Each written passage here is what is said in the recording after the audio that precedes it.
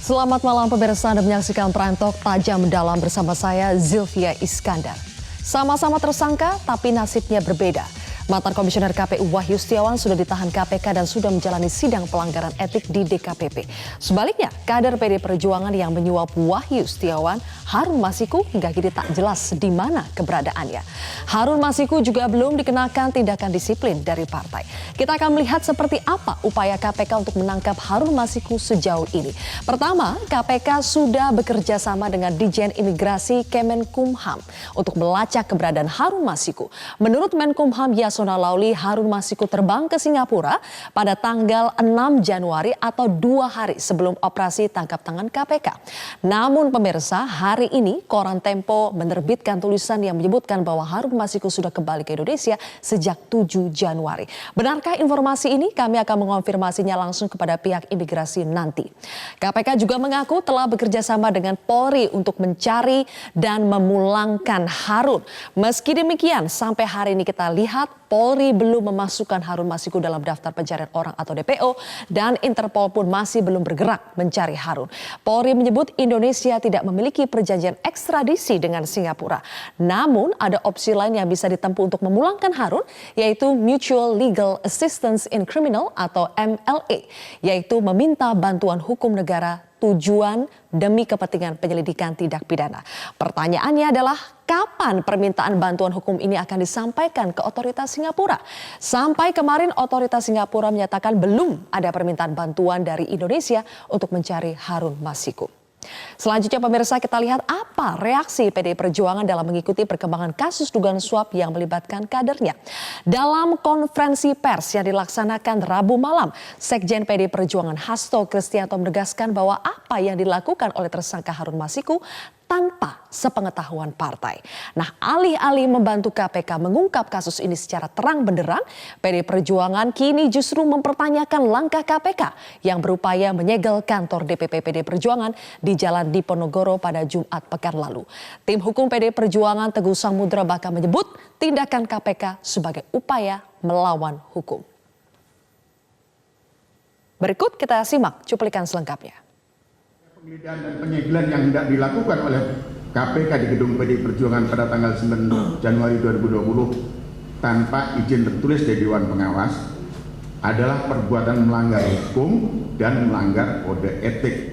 Pemirsa, terkait belum digeledahnya kantor DPP PDI Perjuangan, ternyata internal KPK belum satu suara. Pimpinan KPK Nurul Gufron Rabu kemarin mengaku penggeledahan dan penyitaan belum dilakukan karena belum ada izin dari Dewan Pengawas KPK. Tetapi perlu diingat, ada upaya dari tim KPK mendatangi kantor DPP PDI Perjuangan pada tanggal 9 Januari lalu meskipun gagal masuk ke dalam karena mendapatkan penolakan dari PDI Perjuangan. Kita simak keterangannya.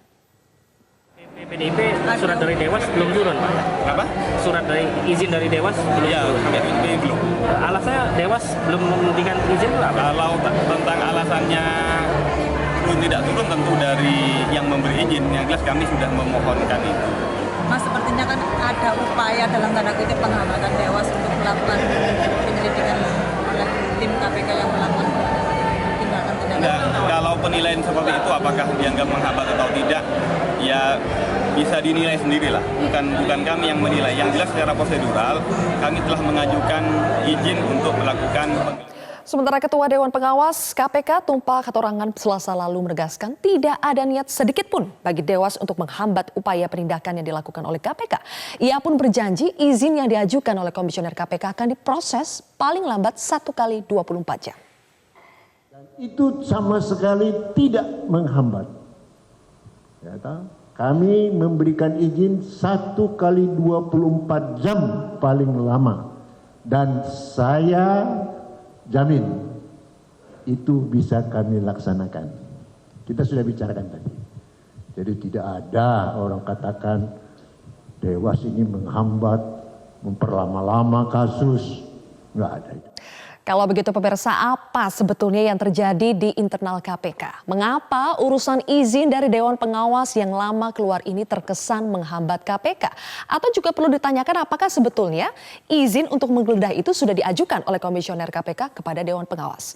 Di tempat lain kita lihat KPU justru bersikap kooperatif terhadap KPK dengan mengizinkan kantornya digeledah untuk kepentingan penyidikan. KPU bersama dengan Dewan Kehormatan Penyelenggara Pemilu atau DKPP bahkan melangsungkan sidang etik pemilu terhadap Wahyu Setiawan di gedung KPK. Nah, pertanyaan yang paling penting untuk dijawab sekarang adalah di mana Harun Masiku? Mengapa KPK sepertinya sulit sekali menangkap Harun Masiku dan menggeledah kantor DPP PDI Perjuangan? Lalu, benarkah keberadaan Dewan Pengawas ini telah membuat KPK tebang pilih? Kami akan membahasnya dengan 3 narasumber. Saya akan perkenalkan. Yang pertama akan bergabung bersama saya di sini adalah Arvin Gumilang, Kepala Bagian Humas Imigrasi. Silakan, Pak Arvin, silakan bergabung.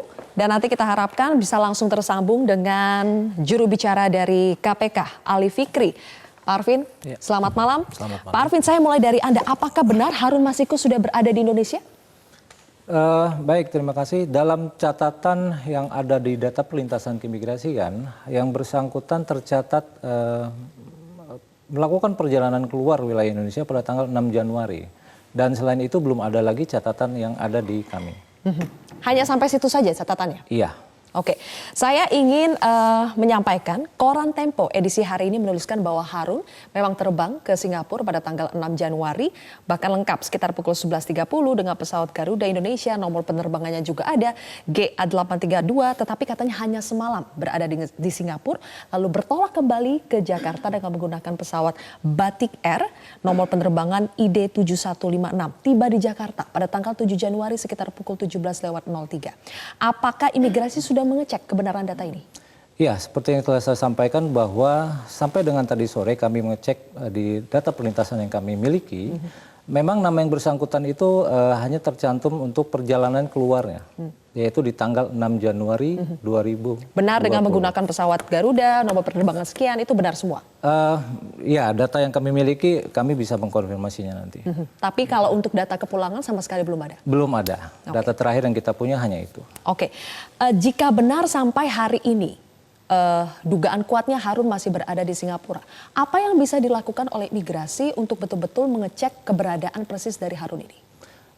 Baik, tentunya kita melihat dari terakhir yang bersangkutan itu berangkat, itu kan tujuannya tercatat di Singapura. Namun kemudian apakah sekarang berada di Singapura atau apa, kita tidak bisa mengetahui. Karena memang kewenangan imigrasi, utama Indonesia itu dibatasi oleh wilayah saja. Sedangkan yang sudah berada di luar Indonesia, kita tidak bisa mengetahui.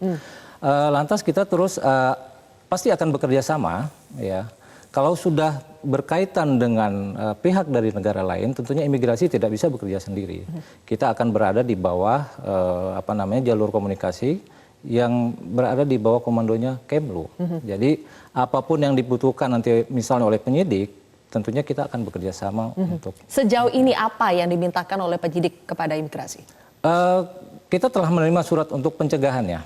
Pencegahan yang kita terima terhadap yang bersangkutan pada tanggal 13 Januari. Dan sudah kita masukkan sesuai prosedur ke dalam sistem manajemen perbatasan yang kita miliki, border control management, ke dalam sistemnya sudah ada namanya. Oke. Baru diterima pada tanggal 13 Januari tanggal 13 Januari. Oke. Sekarang kita sudah terhubung dengan juru bicara KPK, Mas Ali Fikri. Selamat malam, Mas Ali.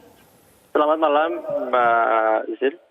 Oke, Mas Ali, ada informasi yang beredar di media bahwa sebetulnya Harun Masiku sudah berada di Indonesia, tetapi saya sudah konfirmasi dengan pihak imigrasi di sini, katanya imigrasi belum punya catatan itu. Saya hanya ingin tahu apa saja upaya yang dilakukan oleh KPK sejauh ini untuk mengetahui keberadaan dari Harun Masiku. Baik, terima kasih Mbak Silvi. Jadi kami dari tim penyidik KPK ya, sampai hari ini masih melakukan upaya pencarian kepada yang bersangkutan. Sekalipun ada informasi seperti apa yang disampaikan tadi dari Humas Imigrasi bahwa berdasarkan pelintasan orang pada tanggal 6 Januari 2020 yang bersangkutan keluar dari Indonesia atau berada di Singapura. Nah, Adapun informasi-informasi yang beredar di masyarakat bahwa yang bersangkutan tidak di luar negeri tetapi ada di dalam negeri, bagi KPK itu tetap kami pertimbangkan sebagai informasi gitu ya, yang kemudian kami pertimbangkan di dalam proses pencarian kepada yang Mas Ali, bersangkutan. Ya. sebetulnya benar nggak sih pada tanggal 8 Januari penyidik KPK itu sempat membuntuti Harun Masiku karena diduga berada di Jakarta? Yang kami tahu adalah bahwa ketika proses penyelidikan memang seperti kita ketahui ya, yang akhirnya kan ada misalnya kejadian di PT IKA begitu ya. Tetapi kami tidak bisa menyampaikan tentunya siapa orang-orang yang diburu pada saat itu karena itu bagian dari penanganan perkara. Namun secara garis besarnya bahwa ketika proses penyelidikan itu adalah bagian dari kelanjutan dari tertangkap tangan dan kami berupaya untuk mengamankan pihak-pihak yang kemudian terduga baik sebagai penerima maupun pemberi. Yang saat itu tertangkap duluan adalah si Pak tersangka Pak WSS selaku penerima. Jadi memang pada saat itu kami iya. Ada dugaan juga Mas Ali Harun ini berada di rumahnya di perumahan Bajang Permai Kabupaten Goa Sulawesi Selatan sejak 12 Januari. Ini informasi yang beredar di media sekali lagi. Apakah KPK sudah mengecek rumah Harun di Sulawesi Selatan?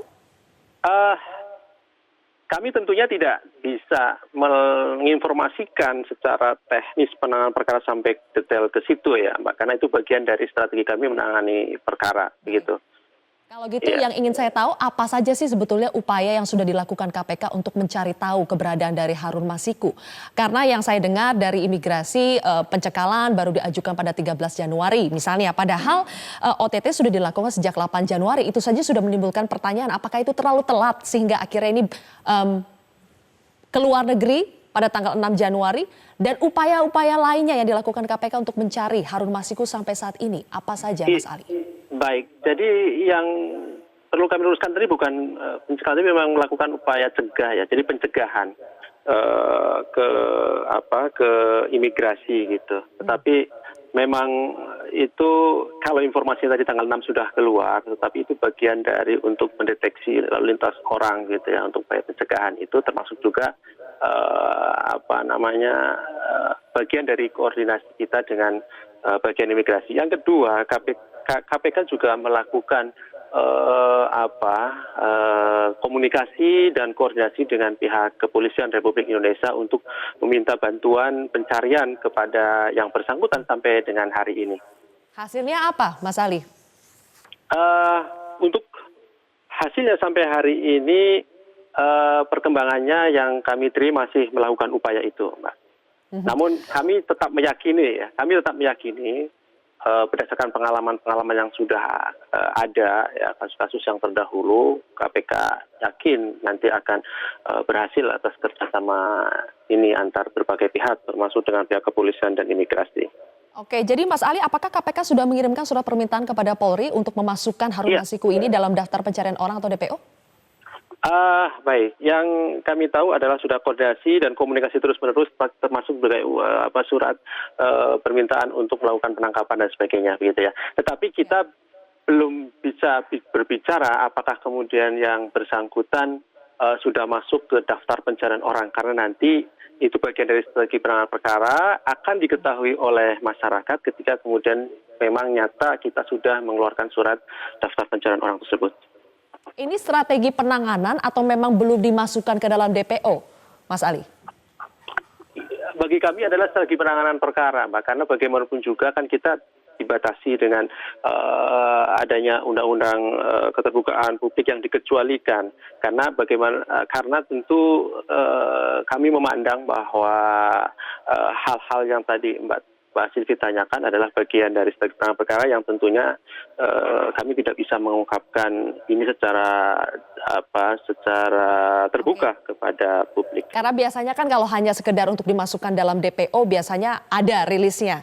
Maksudnya dibuka bahwa orang ini sudah dimasukkan dalam DPO, selama ini tidak pernah menjadi masalah. Tapi apakah dalam kasus Harun Masiku ini berbeda atau bagaimana, Mas Ali?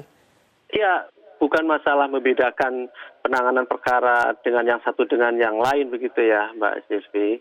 Tetapi ini adalah bagian dari upaya penyidik karena dikhawatirkan akan mengganggu gerak penyidik yang masih kami lakukan sampai dengan hari ini.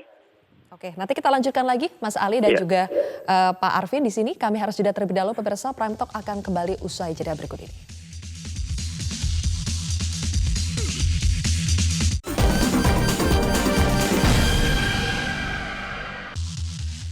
Kami lanjutkan kembali pemirsa.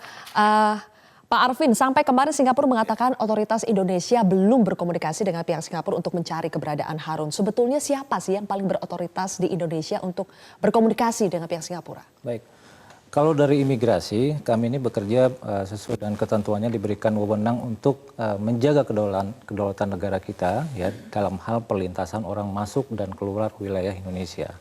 Namun ketika permasalahan itu sudah melibatkan dari negara luar, maka imigrasi kewenangannya akan terbatas. Ya. Maka imigrasi akan berada pada posisi dalam tim ya yang bisa untuk membantu mendukung di bawah komando dari jalurnya Kemenlu melalui jalur diplomasi mungkin dengan kedutaan besar kita. Atau mungkin juga skema yang bisa dipergunakan adalah dengan jalur Interpol. Seperti halnya kita, Imigrasi Indonesia juga beberapa kali membantu negara-negara lain untuk mencari DPO-DPO-nya. Ya.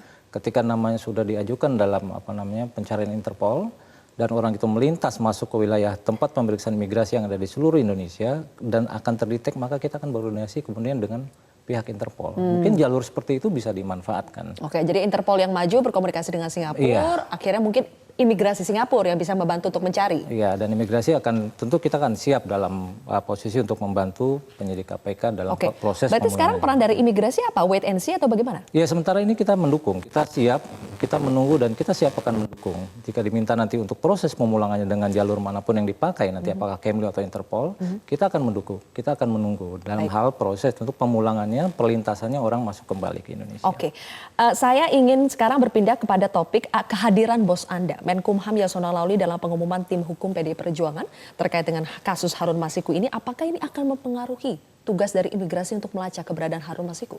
Kalau imigrasi tetap, kita bertugas sesuai dengan tusi yang kita miliki, bahwa kita adalah memeriksa setiap orang yang keluar dan masuk wilayah Indonesia. Namun ketika kita kembali lagi diminta untuk mencari, ketika sudah melibatkan pihak negara lain, kita tidak bisa bekerja sendiri. Pasti kita akan bekerja sama. Jalur komunikasi, kita memiliki perwakilan di luar negeri, tapi kita tidak bisa lantas berkoordinasi langsung. Tentu jalurnya adalah kita meminta persetujuan dari Kemlu untuk berkomunikasi dengan perwakilan kita di sana. Oke, jadi bisakah imigrasi meyakinkan kepada publik bahwa ini tidak ada hubungannya mau bos saya dari partai mana dan ini adalah kader yang sama yang terlibat, tidak akan ada mempengaruhi tugas dari imigrasi? Iya, kita tetap bekerja sesuai dengan tracknya, sesuai dengan ketentuan. Baik, Itu aja. terima kasih Mas Arvin, tahan dulu. Sekarang saya ingin kembali ke Mas Ali Fikri di KPK. Mas Ali, Iya, soal Mbak. perkembangan permintaan bantuan Interpol, karena tadi dari imigrasi menyatakan itu bisa menjadi salah satu bentuk komunikasi yang efektif dari Interpol menghubungi pihak Singapura. Sebetulnya sudah sejauh mana kita berkoordinasi dengan Interpol untuk mencari keberadaan Harun Masiku? Iya, sekali lagi Mbak Sylvie, jadi sampai dengan hari ini kami memang baru mengambil langkah kerjasama dengan imigrasi yang kemarin itu. Kemudian yang kedua adalah dengan pihak kepolisian untuk membantu melakukan penangkapan kepada yang bersangkutan. Nah, tentunya langkah-langkah berikutnya karena sesuai dengan mekanisme dan aturan hukum yang kemudian biasa kita lakukan juga, Mbak, terkait dengan upaya pencarian tersangka yang berada di luar negeri seperti bantuan Interpol dan mengeluarkan red notice dan sebagainya, itu yang kemudian biasa kita lakukan tentunya akan menuju ke sana. Ketika kemudian kita lihat beberapa hari ke depan ternyata kita tidak berhasil. Kita Oke. Iya Mbak Sylvie. Kalau kita lihat kan Mas Ali ini sudah 1 minggu ya sejak OTT. Dan tadi Anda katakan ini baru mau mengambil langkah. Jadi publik bertanya-tanya apakah ini tidak telat? Terlalu lamakah penanganan terhadap Harun Masiku ini sebetulnya ada di mana sih arahnya ini? Baik, jadi kan begini juga Mbak Sylvie ya. Ini kan di kita sudah ada perkara orang yang ditetapkan sebagai tersangka, juga ada di kita 3 orang, ada pemberinya dan kemudian 2 penerima gitu ya. Artinya proses-proses perkara ini tetap berjalan seperti biasa ya, kendati pun kemudian kita belum menemukan tersangka Pak Har ini gitu. Yang sebenarnya adalah kami memandang ketika Pak Har ini tidak kooperatif, itu sangat merugikan pada dirinya gitu. sangat merugikan, baik itu nanti di proses penyidikannya tidak bisa menjelaskan dan tidak memberikan keterangan yang jelas menjelaskan kasus posisinya gitu kan terhadap dirinya gitu. Dan juga nanti ketika di proses berikutnya ketika persidangan sebagainya tentunya akan dipertimbangkan baik oleh JPU maupun hakim semakin bahwa tidak yang kooperatif semakin merugikan bagi Harun Masiku. Saya ingin begitu, berpindah Mbak. ke Oleh topik karena- lain, Mas Ali, soal izin penggeledahan kantor DPP PDI Perjuangan. Saya ingin tahu, jadi sebetulnya ini persoalannya di mana? Apakah komisioner KPK-nya yang belum mengajukan izin kepada Dewan Pengawas atau sudah diajukan izin tetapi sampai sekarang izin penggeledahan kantor DPP Perjuangan itu belum keluar juga? Jadi begini Mbak, kami tidak akan masuk ke polemik itu ya, karena Dewan Pengawas pun kemarin sudah cukup jelas gitu bahwa Dewan Pengawas akan siap dan kita sudah koordinasi dengan baik dengan pihak Dewan Pengawas. Tapi sekali lagi kebutuhan untuk melakukan penggeledahan, kebutuhan itu adalah tergantung dari penyidik ketika kemudian menyelesaikan berkas perkara. Jadi tidak serta-merta kemudian Tidak untuk menggeledah kantor PDI Perjuangan, Mas Ali. Iya, sejauh ini tim penyidik belum memberikan proses penyelesaiannya perkara ini belum sampai kebutuhan ada ke sana gitu ya. Sekalipun kemudian sangat dimungkinkan tempat-tempat selain PDIP dan tempat-tempat yang lain pun sangat dimungkinkan untuk dilakukan penggeledahan ketika kemudian ketika berkas perkara itu sedang dikerjakan atau dilengkapi oleh penyidik membutuhkan hal-hal yang perlu didapatkan dan dikonfirmasi kepada para saksi. Belum ada kebutuhan yang hadir. disampaikan penyidik itu seperti apa, Mas Ali? Karena begini, penting ini saya tanyakan supaya persepsi di publik tidak terbentuk bahwa saat ini antara komisioner KPK dengan Dewan Pengawas KPK itu tidak kompak. Iya, ini kan kemudian persepsi yang harus diluruskan, Mbak. Ya, selama ini dari kasus Sidoarjo sampai kemudian penggeledahan yang terakhir kemarin beberapa hari yang lalu, gitu ya, itu tidak ada kendala yang cukup berarti menurut KPK begitu. Bahwa itu proses berjalan, bahkan dari Dewas kan sudah sangat jelas kemudian menjamin akan sangat membantu. Bahkan kemarin kita sudah melakukan pertemuan dengan Dewan Pengawas bagaimana memformulasikan terkait dengan proses-proses itu agar begitu bisa cepat ketika Oke, supaya lebih KPK jelas Mas Ali sebetulnya tinggal dijawab saja sebetulnya izin itu apakah sudah diajukan ke Dewan Pengawas atau memang sudah diajukan tetapi belum dijawab sampai saat ini? Kami sudah ya Mbak, halo? Iya, silakan dijawab. Iya, kami sudah konfirmasi kepada tim penyidik untuk yang hari ini. Memang tim masih fokus kepada hasil-hasil penggeledahan yang kemarin untuk dianalisa lebih lanjut, Mbak, terkait dengan Artinya apakah memang temuan izin barang penggeledahan kantor DPP PDI Perjuangan itu belum diajukan? Terkait dengan barang-barang bukti yang kami temukan di dalam proses penggeledahan beberapa hari yang lalu, termasuk kemudian barang bukti yang kami temukan di tempat apartemen Pak Harun yang menurut penyidik banyak yang perlu dianalisa terkait juga proses tadi pencarian dari keberadaan dari Pak Harun itu sendiri, Mbak. Jadi memang penyidik masih pada posisi fokus ke hasil penggeledahan yang saya harus kemarin. mengakhiri interview dengan Mas Ali karena Mas Ali ada kesibukan lain, tetapi sebetulnya saya ingin mengakhiri dengan kejelasan. Jadi sebetulnya izin kepada Dewan Pengawas terkait dengan penggeledahan kantor PDI Perjuangan itu sudah diajukan atau belum? Itu saja. Sampai hari ini kami belum mengkonfirmasi lebih lanjut Pak, terkait itu. Oke, baik. Terima kasih Mas Ali Fikri, juru bicara KPK telah bergabung bersama kami dan juga Pak Arvin Gumilang, Kepala Bagian Humas Imigrasi. Pemirsa, kami masih akan melanjutkan perbincangan kami bersama dengan ada Direktur Pusat Kajian Konstitusi Universitas Andalas dan juga politisi dari PDI Perjuangan sesaat lagi.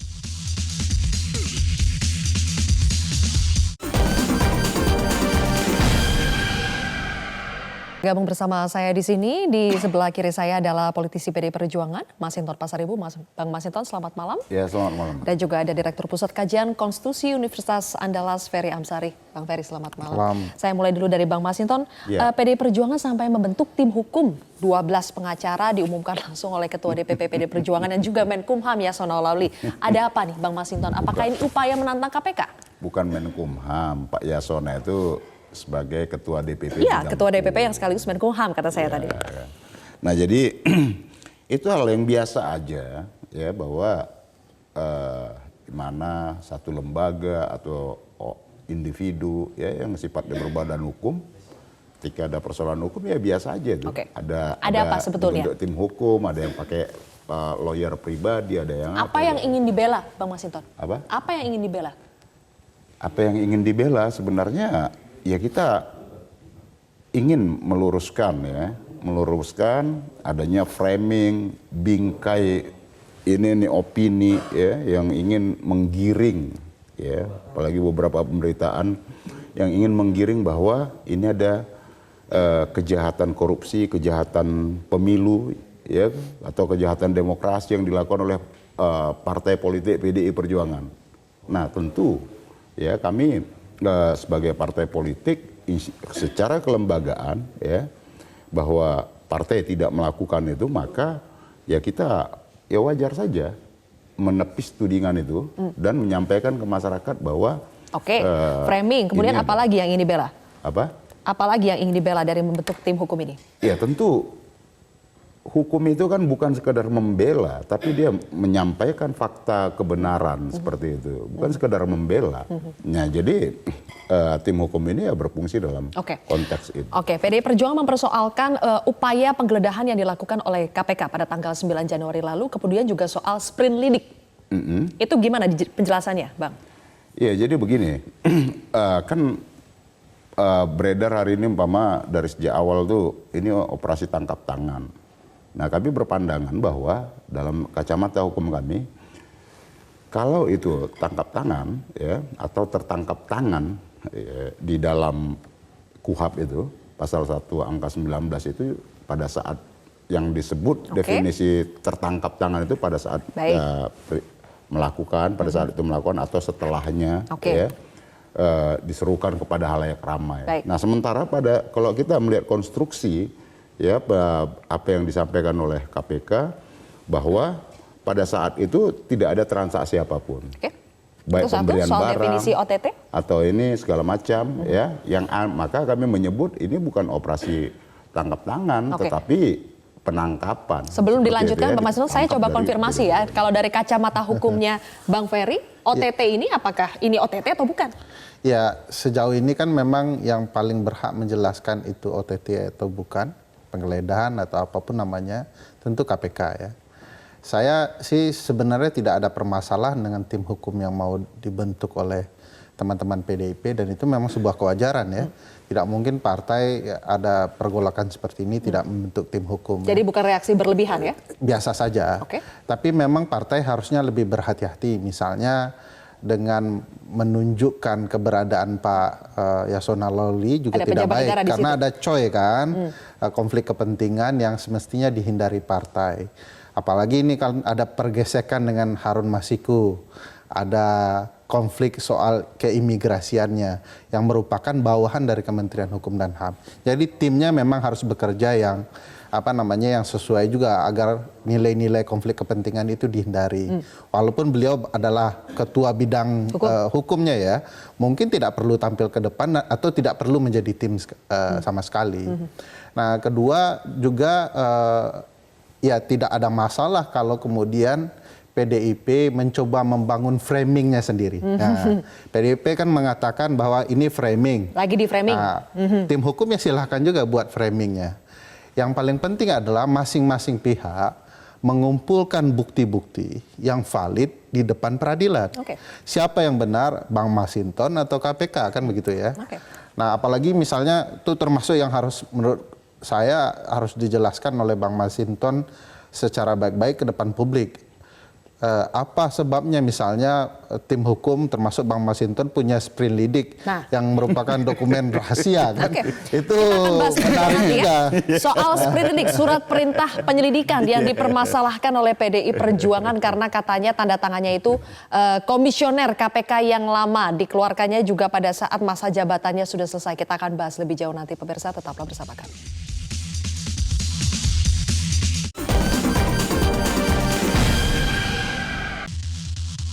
PDI Perjuangan menunjukkan sprinlidik surat perintah penyelidikan terkait dengan kasus ini. Wahyu Setiawan, Komisioner KPU Wahyu Setiawan, dan juga yang melibatkan kader PDI Perjuangan Harun Masiku. Tadi ditanyakan sama Bang Ferry, dari mana itu PDI Perjuangan punya sprinlidiknya? Dari mana gitu ya. Ini kita melihat gini nih. Apakah sprinlidik itu masih dalam kategori rahasia? Sifatnya surat itu sifatnya masih rahasia. Menurut saya tidak. Kenapa tidak, Bang? Nah, karena begini. Sprinlidik itu surat perintah penyelidikan itu ya, itu muncul setelah penanganan perkara dalam sprinlidik itu sudah naik ke tingkat penyidikan. Sudah ada tersangka. Penyelidikan itu kan upaya mencari dan mengumpulkan alat bukti dan keterangan. Nah, ketika sudah ada pelakunya, ya kemudian ditersangkakan, dia naik ke penyidikan. Jadi tidak rahasia lagi itu? Ketika dia naik ke penyidikan, ya sudah ada tersangkanya. Begitukah, Bang Ferry? Kemudian keterangan Ali Fikri, jubir KPK ini belum penyidikan, tapi baru penyelidikan. Iya, tersangka itu sudah ada, Pak. Ya. Tersangka kan sudah ada sekarang. Ya, sprinlidik itu tidak lagi dia rahasia, sifatnya rahasia karena apa? Sudah diberikan pasti ke lawyer. Ininya atau ke keluarga yang tersangka. Oke. Ya, jadi dia tidak lagi menjadi rahasia. Karena kecuali sprindiknya bocor. Nah, itu rahasia tuh atau berarti ini bukan karena bocoran? Atau sebelum ada tersangkanya sprinlidik itu ya bocor. Nah, itu jadi maksudnya karena sudah ada tersangka maka bukan rahasia lagi gitu. Jadi boleh mendapatkan sprinlidik itu. Iya. Itulah yang kita dapatkan. Bukan kita yang mencari-carinya, ada yang menyerahkan. Dari KPK? Apa? Dari KPK? Ya saya kan sudah rilis hari ini, saya sudah jelaskan. Ada seseorang yang datang ke saya, mengaku bernama Novel Yudi Harahap, menyerahkan map. Ya, di DPR itu kan gini, di DPR itu dari mulai surat yang pengirimnya identitasnya jelas lengkap, bahkan alamatnya ada. Ada. Nanti boleh ditanggapi, Bang Ferry, soal ini sebetulnya melanggar hukum, melanggar etis atau tidak, tetapi saya ingin lebih ke substansinya. Di situ PDI Perjuangan mempersoalkan sprinlidik itu karena dikeluarkan 20 Desember 2019 masih oleh pimpinan KPK yang sebelumnya, Agus Raharjo, padahal katanya pimpinan KPK lama sudah diberhentikan sejak 20 Oktober 2019. Itu dipermasalahkan oleh PDI Perjuangan. Iya, Kepresnya kan sudah terbit sebelumnya. Nah, jadi kalau yang kita tahu tanggal 20 Desember itu adalah pelantikan. Pelantikan Dewan Pengawas dan Komisioner KPK. Nah, Kepres tentang pemberhentian itu sudah terbit sebelumnya pada saat bulan. Artinya menurut PDI Perjuangan sprinlidik itu sebetulnya sudah tidak sah lagi? Ya. Karena dikeluarkan oleh komisioner yang lama? Ya, ini kan tafsir hukum. Saya akan minta nanti tafsirnya dari Bang Ferry seperti apa? Kita berpandangan seperti itu, tapi kan itu nanti bisa kita kita lihat nanti. Uji. Baik, kita harus jeda lagi. Bang Masinton dan juga Bang Ferry, pemirsa kami masih akan kembali sesaat lagi.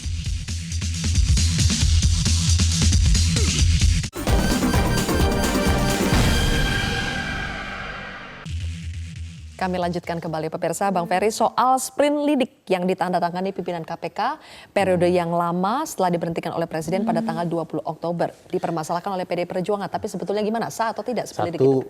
Bang Masinton ini senior saya di bidang hukum ya.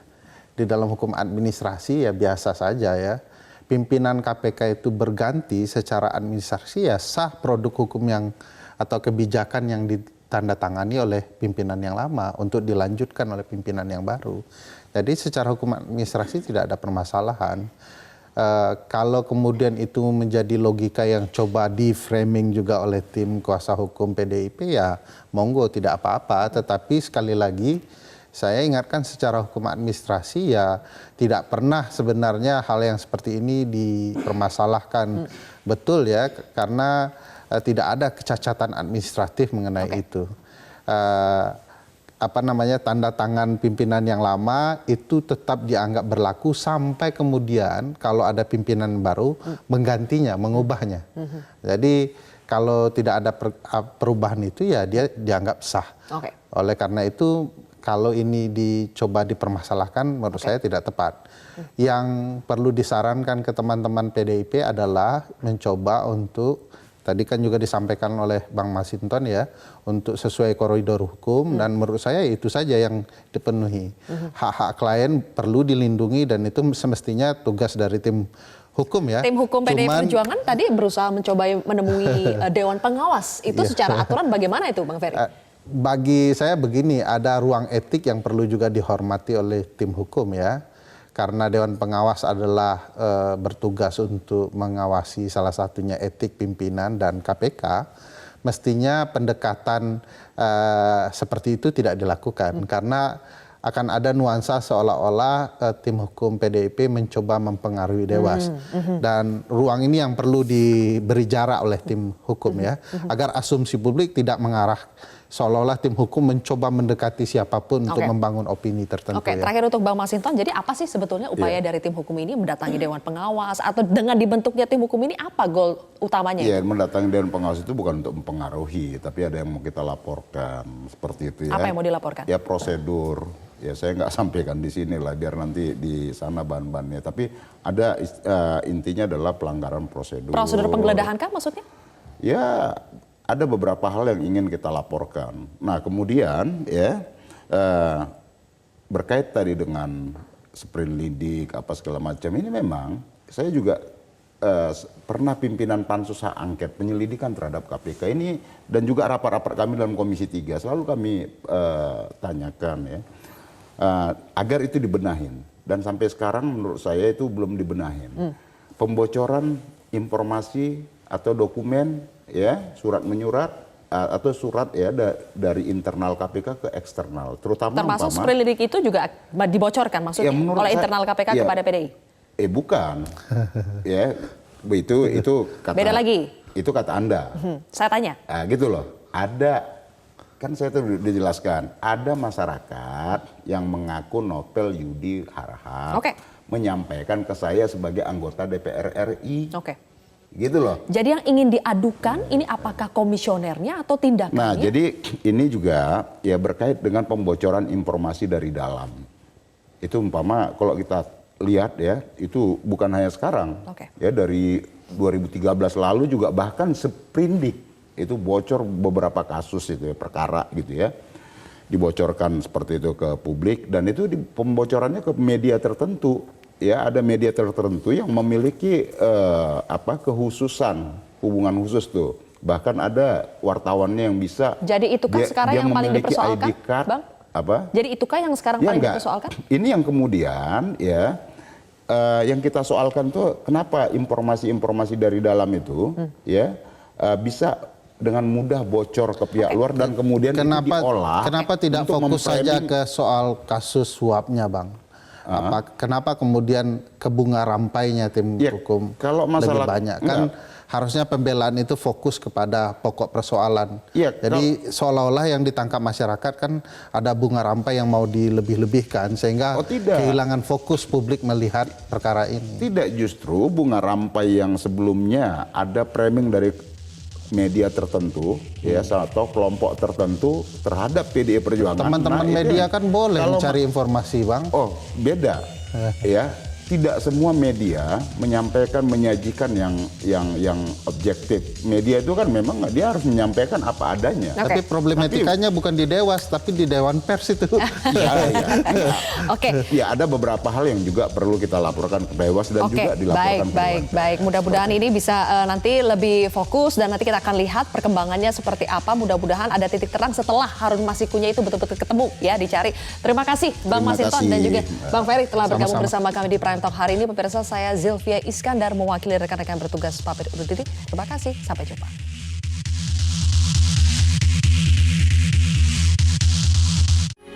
Metro TV, knowledge to elevate.